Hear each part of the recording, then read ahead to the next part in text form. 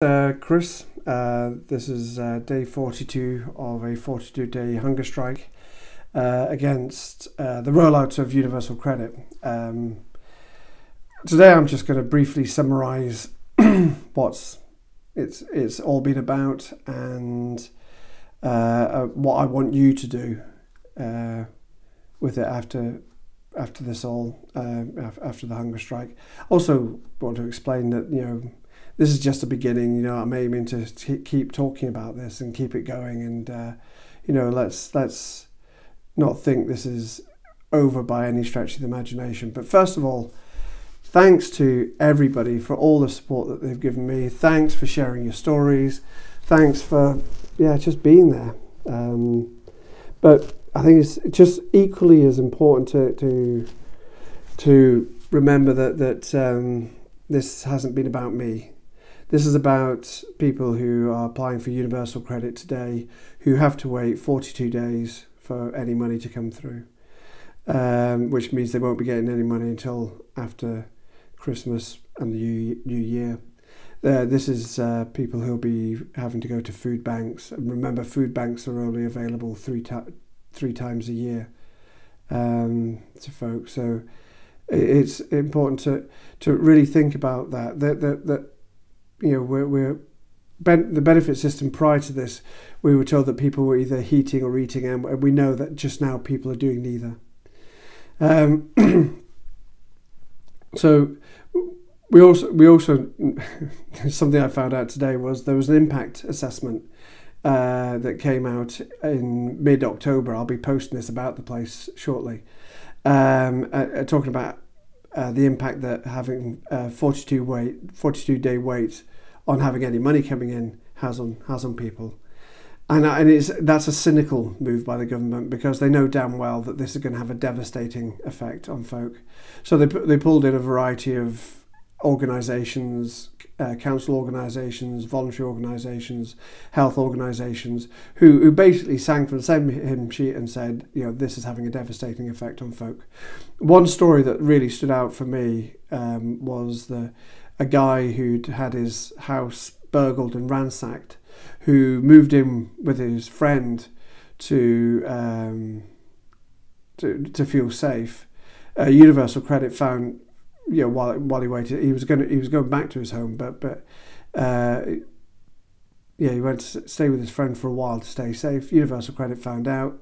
They stopped his friend's benefits. They became homeless. They lived on the streets. By the time the council had found new accommodation for him, he'd taken his own life.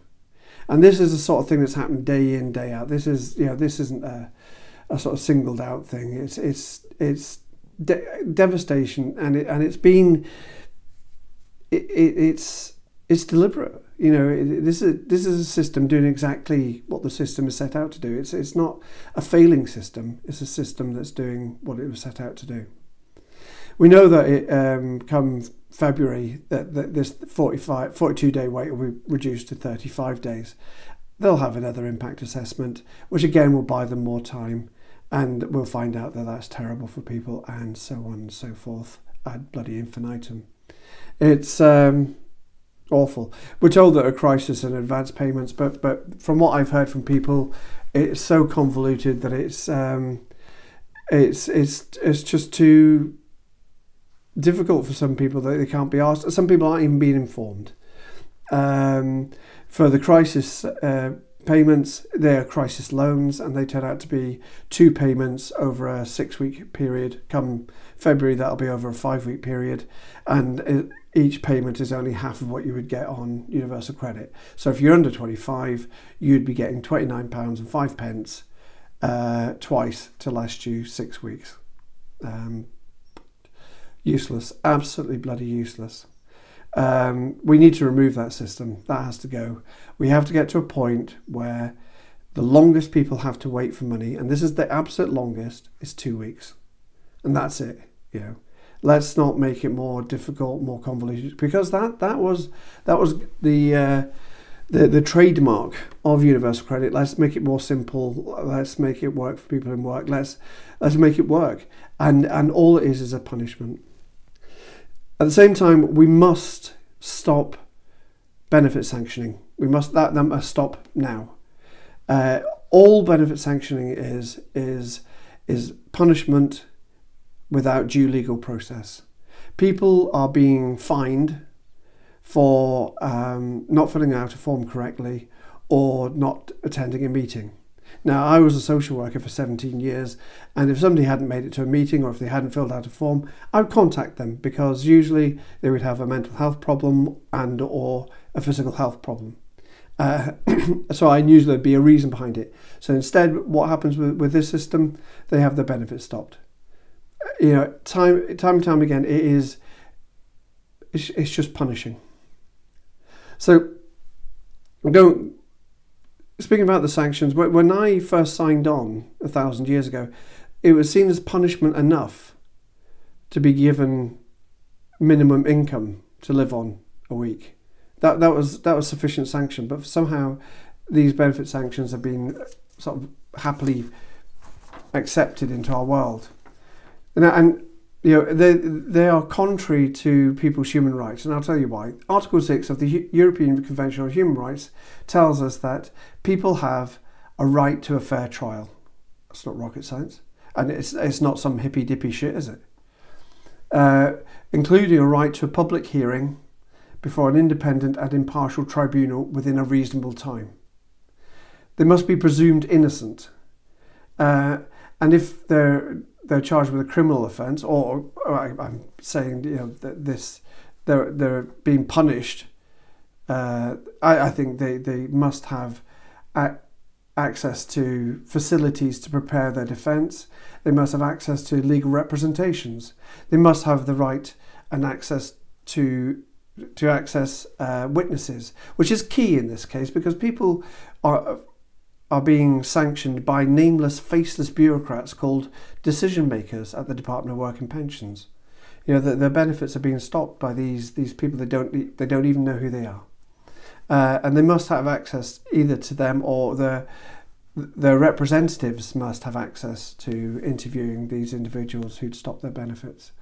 And if necessary, people must have free access to interpreters. You know, it really is that simple.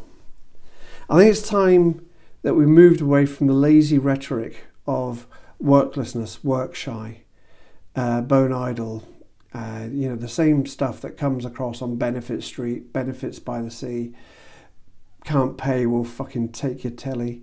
You know, we need to look at it again. We need to look at ourselves and think about, you know, what do we think?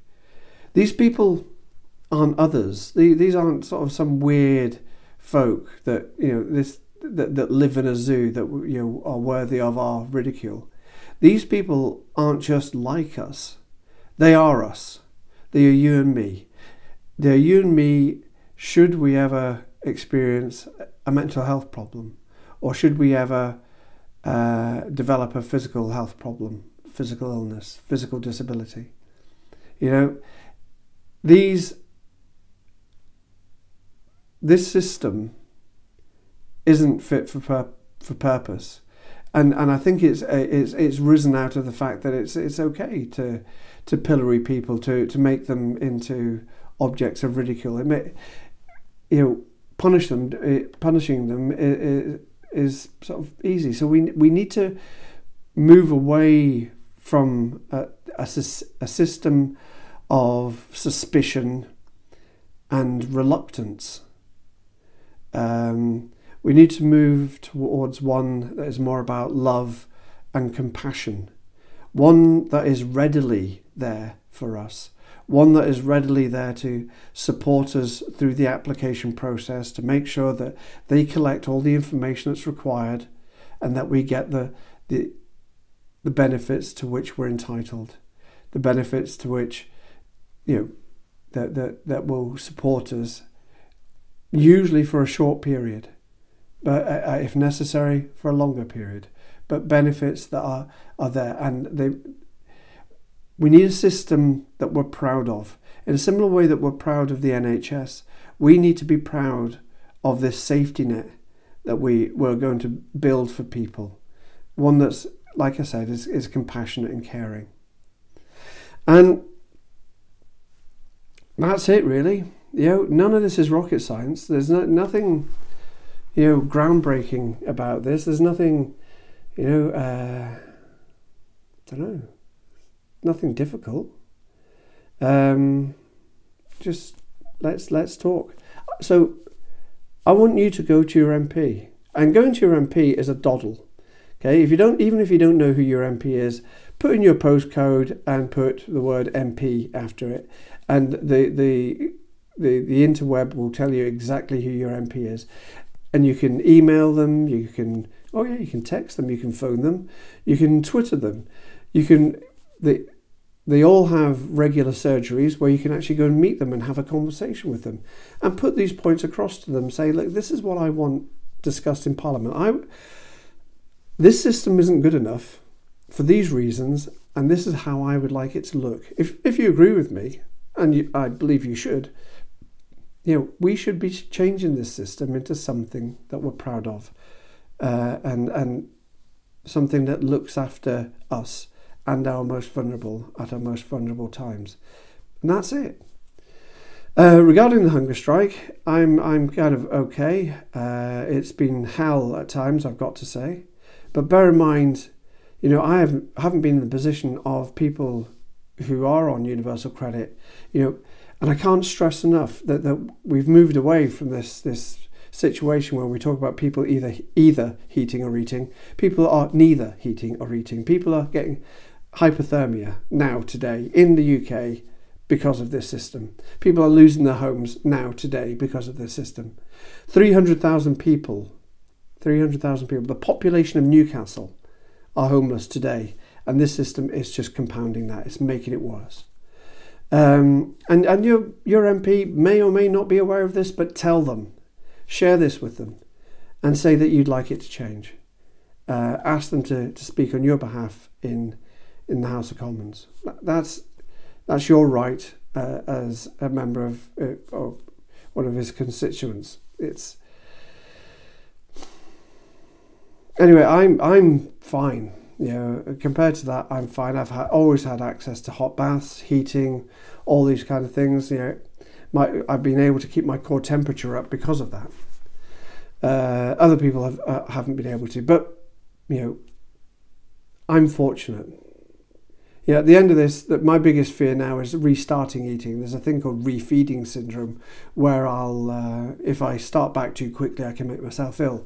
So what I'll do is I'll start back slowly tomorrow and gradually build up over the week. So, there's nothing terribly scary for me, but, thanks again to everybody for all their support and for sharing their stories. And please, please, please share this, and please keep sharing your stories. And keep telling us about it, because it's essential that these stories get out there, that people know what's going on. Because I suppose so many people are disconnected. They don't really know what universal credit is. They don't, because they're in secure employment. And it's important that people know about this.